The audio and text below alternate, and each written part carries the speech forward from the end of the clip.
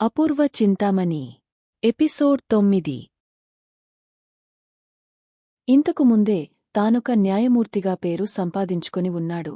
నీ మాట నమ్మరు సరికదా, నిన్ను ఉరికంబం ఎక్కించవలసిందే నని తీర్మానిస్తారు కూడా. అప్పుడు నీ భార్య కెటుచుచినా ఆధారముండదు.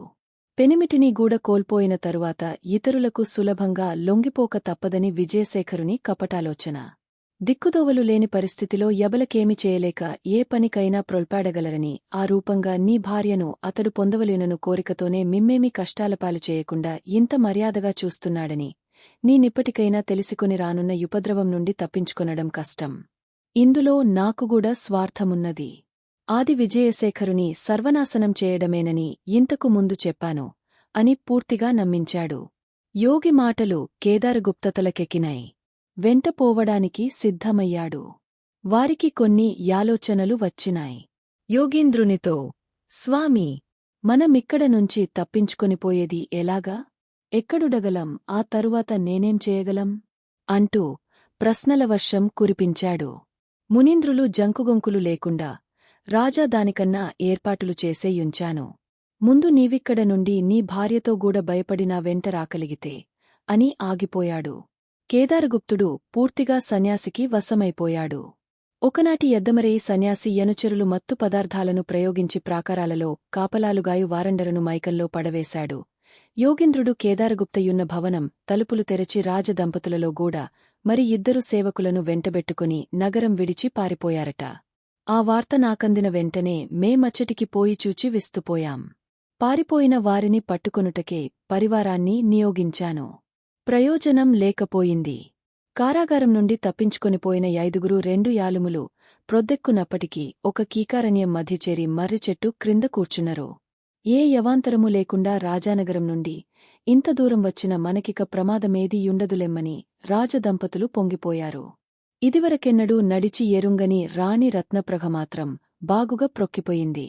హఠయోగి కేదారగుప్తతో, రాజా, మహారాణిగారు బాగుగా బడలిక చెందియున్నారు. ఆమెను చూచిన నాకే జాలి యగుచున్నది. మనమచ్చట భోజనములు చేసుకొనిన తరువాత ప్రయాణము సాగించుట మంచిది. భోజనమునకు సామగ్రి కావలయును గదా. ఇదిగో నేనిచ్చిన ఈ 10 వరహాలు బట్టుకెళ్ళి సమీప గ్రామంలో పప్పు బియ్యములు పంట చేసుకొను పాత్రలు కొని ఈ సేవకునిచేత మోయించుకొని రమ్ము. రెండవ సేవకుడు రాణిగారి చెంతకాచుకొని ఉంటాడు. రాణిగారించుక విశ్రమించి లేచేలోపల నేను ప్రక్కనున్న సెలయేటికి పోయి స్నానం సంధ్యావందనం ముగించుకుని వస్తానంటూ సంచిలో నుండి 10 వరహాలు తీసి రాజు చేతిలో ఉంచాడు. మౌనంగా ఉన్నావేం రాజా?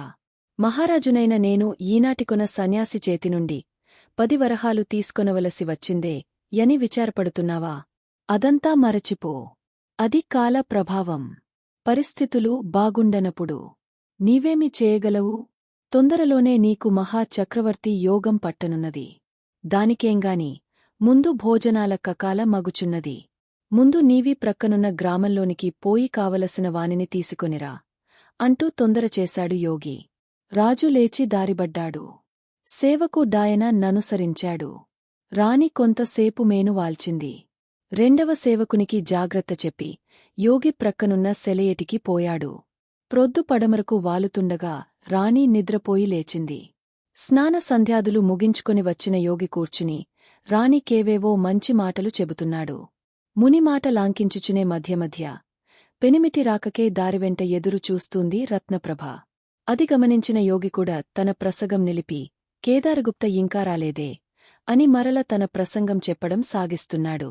చివరకు సూర్యాస్తమయ సమయమైంది. రాజుగారి వెంటపోయిన సేవకుడు తిరిగివచ్చి మేము గ్రామం చేరడా నికిపోవు దారిలో పొదలచాటున పొంచియున్న పెద్దపులి అమాంతంగా వచ్చి కేదారగుప్త మహారాజావారిమీద కలియబడింది. ఆయనగారు చాలాసేపు దానితో పోరాడి గాయపడ్డారు. వారిని నేనే ప్రక్క గ్రామంలోనికి భుజంమీద మోసుకొని పోయాను. గ్రామంలోనివారు మంచివారైనందున ఆదరాభిమానాలతో రాజావారి నొకయింట మంచంమీద పరుండబెట్టి యుపచర్యలు సేయుచున్నారు. వారికి ప్రాణభయం లేదుకాని కొంచెం చికిత్స పొందవలసుంటుంది. అమ్మగాలిని చూడటానికి తహతహలాడుతున్నారు. అక్కడున్న వారంతా మిమ్ములను తీసుకుని రమ్మని నన్ను పంపించా రని చెప్పాడు. ఆ మాటలు వింటూనే మహారాణి మూర్ఛపడిపోయింది. సేవకులు తెచ్చి ఇచ్చిన నీరు రాణి ముఖాన చల్లి మూర్ఛనుండి తేరుకొనేలాగా యుపచారాలు చేశాడు యోగి. మహారాణి! దురదృష్ట దేవత మిమ్మింకా విడిచిపోలేదు. అయినా భయంలేదు. నేనున్నాను. వనములికా వైద్యం చేసి నీ పెనిమిటి గాయాల నేను బాగుచేయగలను. పాపం నీకే ఎంత తప్పించుచున్నాడో ఏమో. తొందరగా పోవుదములే మని బయలుదేరాడు. సేవకుల వెంట రాణి వెంట యోగిలేచి సడక సాగించారు. మసక చీకటి పడింది. కాని గ్రామం రాలేదు. వారొక కొండ ప్రదేశానికి చేరుకున్నారు. యోగ సేవకుని చూచి, గ్రామమెక్కడరా? అని గద్దించాడు. సేవకుడు భయపడుతున్నట్లు నటించి, గ్రామం దారి తప్పిపోయింది గురూగారు, నేను మరచిపోయాను. ఇప్పుడు చీకటి పడింది కనుక నేను దారి తెలుసుకొనలేను. రేపు ప్రొద్దున వెలుగులో తిరిగి దారి పట్టుకోగలను. మన్నించండి అన్నాడు. యోగి తన సేవకుని 4 చివాట్లు వేసిన తరువాత, మహారాణి! మనమింక చేయదగినది లేదు.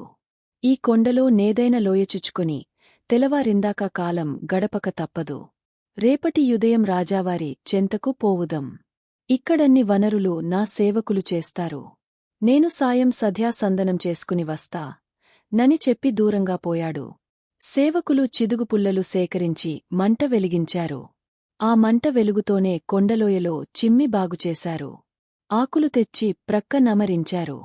రాణియా యాకులమీద కూర్చుండియుండగా వారు కొన్ని పండ్లు తెచ్చి ఆమె ముందుంచి తినమన్నారు.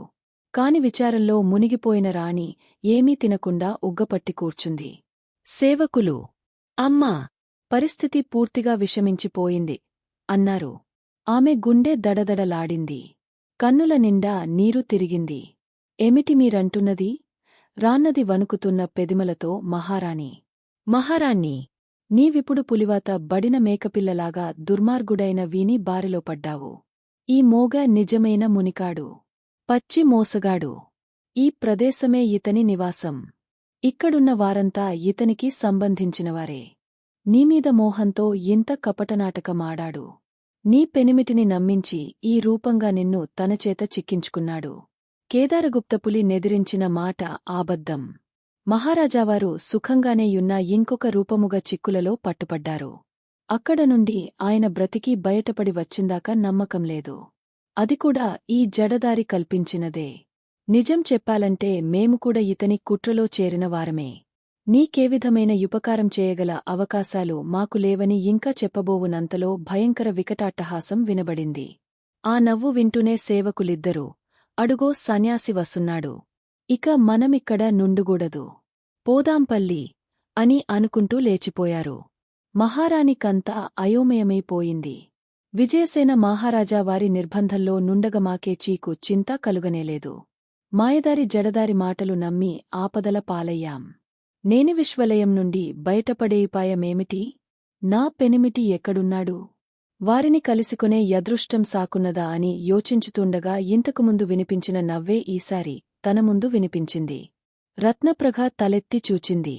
వెకిలి నవ్వులు నవ్వుతూ గడ్డం సవరించుకుంటూ తన ముందు నిలబడ్డవాడు యోగీంద్రుడే కాని వెనుకటి కొషాయపుట్టాలకు బదులు పట్టు వస్త్రాలు, రుద్రాక్షమాలలకు బదులు బంగారాభరణాలు, విభూతిబొట్టుకు బదులు కస్తూరి తిలకంబొట్టు, యోగి రూపానికి అదులు భోగి రూపం ప్రత్యక్షమైంది. అది చూచిన రాణి రత్నప్రభ మాటాడలేక మూగబొమ్మలా గ్రుడ్ల పగించి చూస్తుంది. యోగి కొంచెం దగ్గరకు సమీపించి నవ్వుతూ, ఏమిటి అలా చూస్తున్నారు? క్రొత్తగా నేనే హగయోగిని అన్నాడు. యోగీంద్రులింత శృంగార పురుషులా అని చూస్తున్నాను. నేను కలగనడంలేదుగదా అంది రత్నప్రభ. లేదు లేదు, నీవు కలగనడంలేదు. చూస్తున్నది అనుభవించబోయేది అంతా నిజమేకాని కల ఎంతమాత్రమూ కాదా నాడు యోగి ఆనంద పరవశంలో ఊగసలాడుతూ. అయితే నా జీవితంలో క్రొత్త దాంపత్యం జరగబోతుందా? అందుకేగదా ఇదంతాను. మరి నీకు అంగీకారమెందుకు కాదు? ఎవరైనా ఎప్పుడైనా పండువెన్నెలలను కాదని కటిక చీకటిని ప్రేమిస్తారా? ఒక రకంగా చూసే రాజభవనం కన్నా ముఖ్యాశ్రమమే మంచిదనిపిస్తుంది. రాజరికంలో శత్రుభయముంటుంది. తరువాత ఏం జరుగుతుంది అనేది నెక్స్ట్ వీడియోలో చూద్దాం. మా వీడియో మీకు నచ్చినట్టు అయితే లైక్ చేయండి, షేర్ చేయండి.